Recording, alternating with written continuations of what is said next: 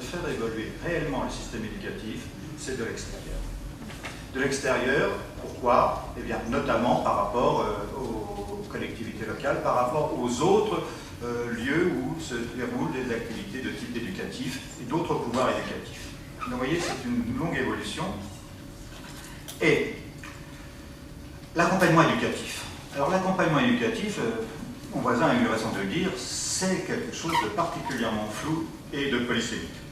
J'essaie de voir dans les textes officiels les plus récents quelle était la définition d'accompagnement éducatif. D'abord, il y a l'accompagnement éducatif qui a été mis en place de 2005-2008 pour les collèges et les ZEP, etc., qui touche 166 000 élèves, donc, et qui, d'après les textes de 2012, je dis bien de 2012, l'accompagnement éducatif complète l'aide personnalisée et l'accompagnement spécialisé.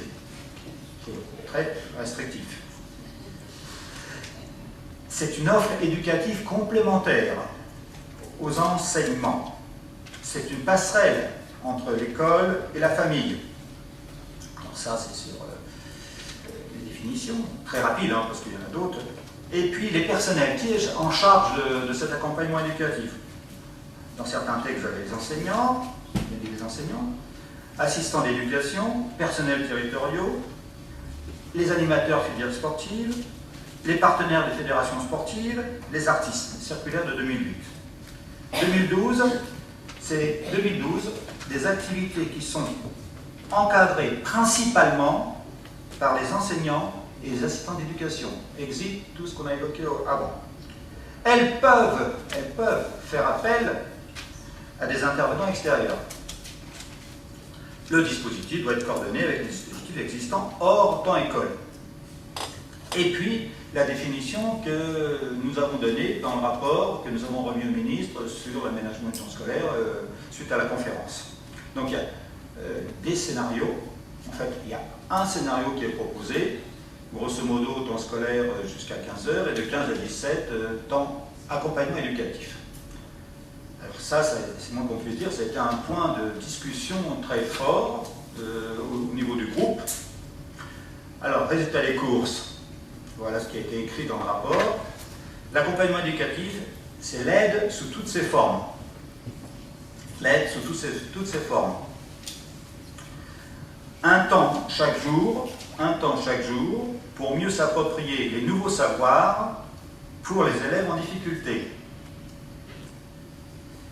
C'est un temps pour travailler, faire les devoirs et que les élèves rentrent chez eux, tout travail fait. Et une petite phrase qui vous fera plaisir tout de même par rapport à celle-là, les activités culturelles et sportives favorisent l'épanouissement et l'égalité des chances.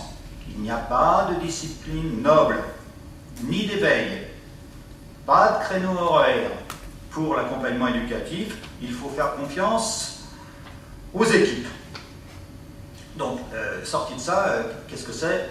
Donc, l'accompagnement éducatif, c'est un temps d'activité, de temps éducatif partagé, tel que dans ce rapport, hein, c'est-à-dire qu'il y aura là, si c'est mis en place, l'aide scolaire, et puis tout simplement les animations sportives et culturelles qui seront dans le même créneau, en fonction de la semaine, avec une répartition selon les projets locaux.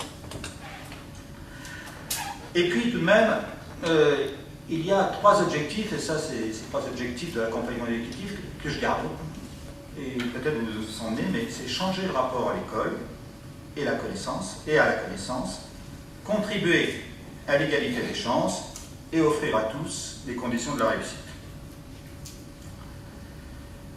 Voilà pour le concept flou et polysémique. Donc vous voyez toutes les définitions possibles, et puis à l'intérieur on met grosso modo tout ce qu'on n'a pas pu mettre ailleurs, 15-17. Et allez, dépouillez-vous.